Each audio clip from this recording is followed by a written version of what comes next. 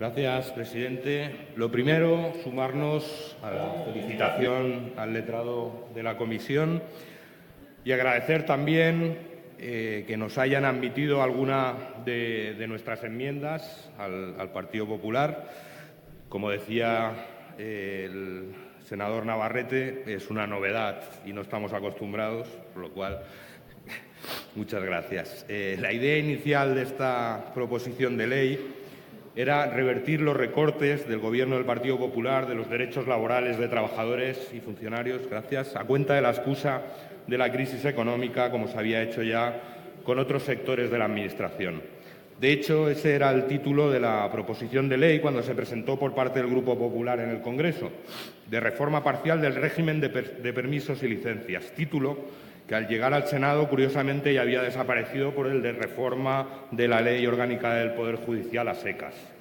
Esa recuperación de derechos, evidentemente, la apoyamos y la defendemos. No nos gusta, y así lo dijimos en la comisión, aunque solo sea por técnica legislativa, difuminar propuestas legislativas introduciendo cosas que no tienen nada que ver. Tampoco nos gusta, como desde la mesa del Congreso o del Senado se decide que unas enmiendas sí tienen que ver con la reforma de la ley y otras no, que son inadmitidas, según quien las presente. O que se presenten enmiendas in voce en el último momento en la misma ponencia o incluso en este pleno, que luego van a ser aprobadas por esa mayoría absoluta que hace que aquí funcionemos a su ordeno y mando.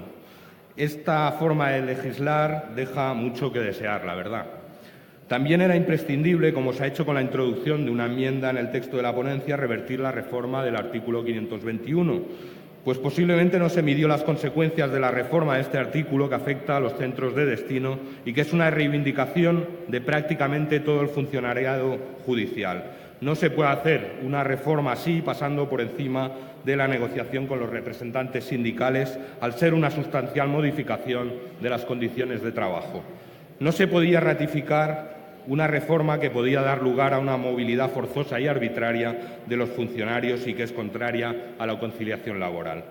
Además, se han incluido en el dictamen otras enmiendas que valoramos muy positivamente, como la instauración de la carrera profesional, la eliminación del cese de los refuerzos a los 6 meses, la eliminación de los descuentos retributivos por incapacidad transitoria para el personal de todos los ámbitos territoriales y la actualización de las retribuciones durante las licencias por enfermedad, incluidas las correspondientes a los nuevos trienios. Hasta ahí bien, pero en esta reforma también se introdujo, por razones evidentes de urgencia, al finalizar el mandato del actual Consejo General del Poder Judicial, el cambio de modelo. Pero de eso ya hablaré después en el turno de portavoz. Y centrándonos en nuestras enmiendas, la enmienda 46, que otros grupos también han presentado en forma similar, modifica el artículo 347 bis en su punto 5. Es evidente, porque es imposible que los jueces de refuerzo puedan realizar su labor sin el personal auxiliar correspondiente. Si hay necesidad de nombrar jueces de refuerzos porque hay juzgados especialmente sobrecargados de trabajo y con la redacción aprobada en el Congreso se produciría una nueva sobrecarga insoportable para el personal con el trabajo que desarrolle el juez de refuerzo. Si no hay personal para hacer el trabajo auxiliar, poco refuerzo supondrá un juez de refuerzo. Por ejemplo, en los juzgados de cláusula suelo, donde se están asignando jueces de refuerzo, dado el colapso, también se han asignado funcionarios de refuerzo. Con la redacción que se plantea, esto no se podría hacer, lo cual es ridículo. Las enmiendas 49 y 68 introducen mejoras técnicas.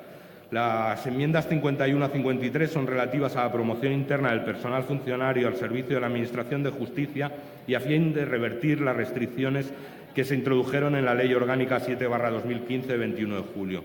Así, la 51 se introduce la previsión de que el 50% de las plazas que se saquen se reserven al sistema de promoción interna, acreciendo a las convocadas por oposición libre las que no se cubran por aquel.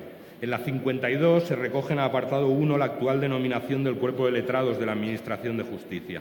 Se añade un párrafo segundo conforme al cual la convocatoria comprenderá todas las plazas vacantes, así como un número adicional para cubrir las bajas que se prevean hasta la siguiente convocatoria.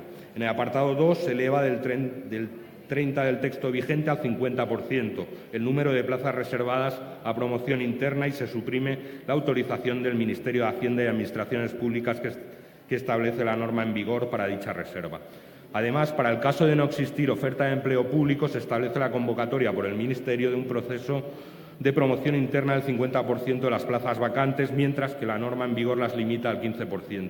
Se elimina para este caso la excepcionalidad que establece la norma vigente, así como la autorización previa del citado Ministerio.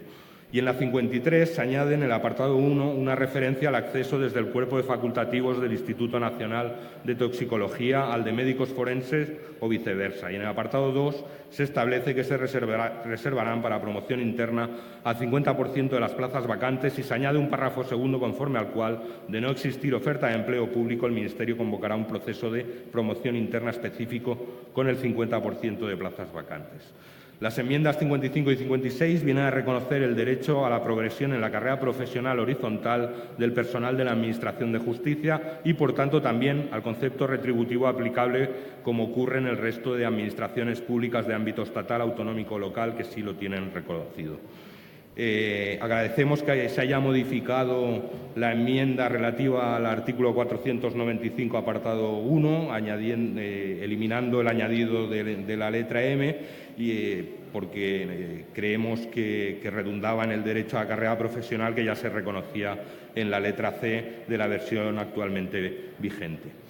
Y, finalmente, para mostrar también nuestro apoyo a las enmiendas número 6 de Compromís y 43 de Esquerra Republicana sobre el artículo 98.2. Dicha medida, entendemos, debe ser excepcional y por tiempo determinado, y aún así no nos gusta si se toman decisiones a su amparo, como el de la creación de los llamados juzgados de cláusula suelo, con la concentración en un solo juzgado de la capital de cada provincia de todos los litigios de esa provincia relativos a la impugnación de cláusulas de contrato de préstamos hipotecarios, con un resultado bastante desastroso y con el colapso de los mismos. Pero es que dejar así tan abierto el artículo 98.2 es un peligro si se tienen intenciones o tentaciones de eliminar partidos judiciales de localidades pequeñas. Con la redacción que propone la reforma, eliminando la excepcionalidad y la temporalidad, se abre una puerta peligrosa a la desaparición de los juzgados de localidades pequeñas y medianas, con la que nosotros tampoco estamos de acuerdo. Muchas gracias. Gracias, senador Comorera.